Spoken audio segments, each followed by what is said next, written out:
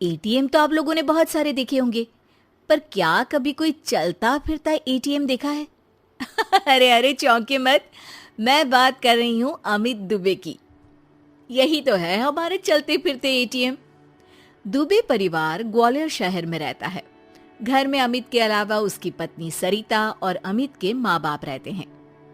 अरे अमित बेटा, आज वो रोशनी के बेटे के पहले जन्मदिन में जाना है, तो सोच रही हूँ उसे तोहफे में 100 रुपए दे दूं। जरा देना तो। अरे माँ, 100 रुपए में क्या होगा? बच्चे का पहला जन्मदिन है। 501 दो, 501 या फिर 1001 ही दे दो ना आप तो। अरे नहीं नहीं बेटा, 501 ही सही रहेगा। माँ तुम टेंशन मत लिया करो, कमा रहा हूं ना मैं। भगवान की दया से हमारी दुकान काफी बढ़िया चल रही है, इसलिए तुम पैसों की टेंशन मत लिया करो। पर थोड़ी सेविंग्स भी जरूरी है ना। अरे सरिता, आज खर्चा नहीं करेंगे तो क्या मरने के बाद करेंगे? अरे किसी बात की कभी कंजूसी नहीं करनी चाहिए। कंजूसी और बचत में फर्क होता है जी। चलिए मुझे 5,000 रुपए दीजिए, एक काम है मुझे। अरे अभी क्या काम याद आ गया एकदम से? मुझे बता तो, मैं कर दूंगा काम। तुम क्यों तकलीफ लेती हो? अमित घर से दुकान चला जाता है और रात को वो अपने दोस्तों के साथ पार्टी करने एक बड़े से होटल में जाता है। अरे आज तो मजा आ गया, क्या लाजवाब खाना था। अरे पर खर्चा भी बहुत ज्यादा हो गया। अरे भाई, तू खर्चे की टेंशन क्यों ले रहा है? आज सारा बिल मैं दूंगा, मेरी तरफ से पार्टी। अरे अरे पर अमित। वेटर, जरा बिल तो लगा देना। वेटर बिल लेकर आता है और टिप की डिमांड करता है और अमित सबके सामने दिखावे में उसे 500 रुपए टिप दे देता है। ये रखो तुम्हारी टिप। और ऐसे तो क्या है, आते जाते रहते हैं यार। Enjoy life. पार्टी के बाद अमित घर आता है और सरिता उससे कहती है, आप पूरी दुनिया में पैसे बांटते फिरते हैं, लेकिन जब मैं मांगती हूँ तो आप कुछ ना कुछ बहाना बना देते हैं। आखिर मेरी भी कुछ जरूरतें होती है ना। अरे सरिता, ये कैसी बात कर रही हो तुम? पत्नी हो तुम मेरी, जो मेरा है वो सब तुम्हारा ही तो है। तुम बताओ किस चीज की कमी है हमारे घर में? और तुम कौन सा कहीं अकेली जाती हो? मैं तो हमेशा रहता हूँ तुम्हारे साथ। तुम्हारा चलता फिरता एटीएम। सरिता को मन ही मन में ये बात खटकती है कि अमित उसका ख्याल अच्छे तरीके से नहीं रखता है, बस दुनिया के सामने अपनी शान दिखाता फिरता है। अगले दिन अमित के पिताजी उससे कहते हैं, अमित बेटा, वो गणपति उत्सव में चंदा देना है। 501 रुपए दे दिए हैं, चलेगा ना? अरे पिताजी, आप मेरी बदनामी करवाएंगे क्या? अरे इतने बड़े आयोजन में सिर्फ 501? क्या इज्जत रह जाएगी मेरी कॉलोनी में? लोग क्या सोच रहे होंगे?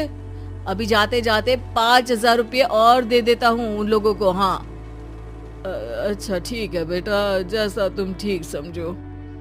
सरिता, मैं नई कार लेने का सोच रहा हूँ। एक पार्टी का पेमेंट आया है तो उससे कार ले लेते हैं।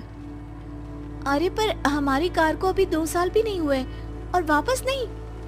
मैं इतने दिनों से स्कूटी मांग रही हूँ, वो अभी तक नहीं दिलाई, और नई कार लेनी है। अरे सरिता, स्कूटी चला के कहाँ जाओगी? इतनी धूप और धूल रहती है बाहर शहर में।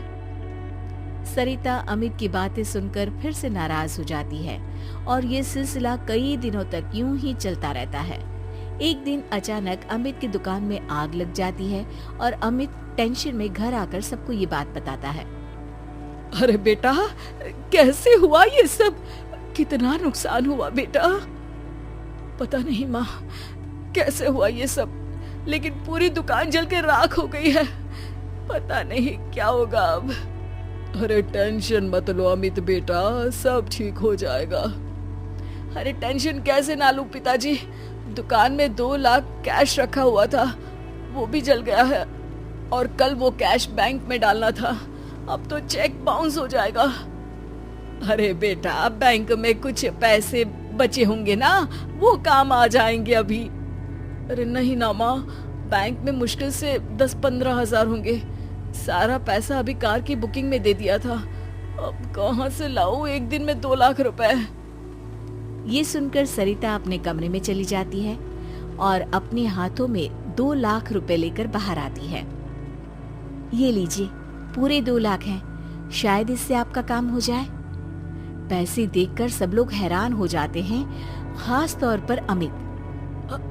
तुम्हारे पास इतने पैसे कहाँ से आए सरिता? आप तो चलते फिरते एटीएम हैं जो सबको पैसा बांटते फिरते थे, लेकिन मैं इतने सालों से सेविंग्स अकाउंट बनाकर धीरे धीरे कुछ पैसे जमा करती थी। वही सारे पैसे हैं ये सब। हमेशा मैं कहती थी कि कुछ पैसे मुझे दीजिए, लेकिन आपने तो मेरी एक नहीं सुनी। वाह बहू वाह, अमित हमेशा एटीएम की तरह पैसे बहा देता था, लेकिन तुमने बैंक के लॉकर की तरह पैसे अपने पास जमा करके रखे। शाबाश बहू। सरिता की बातें सुनकर अमित को अपनी गलती का एहसास होता है।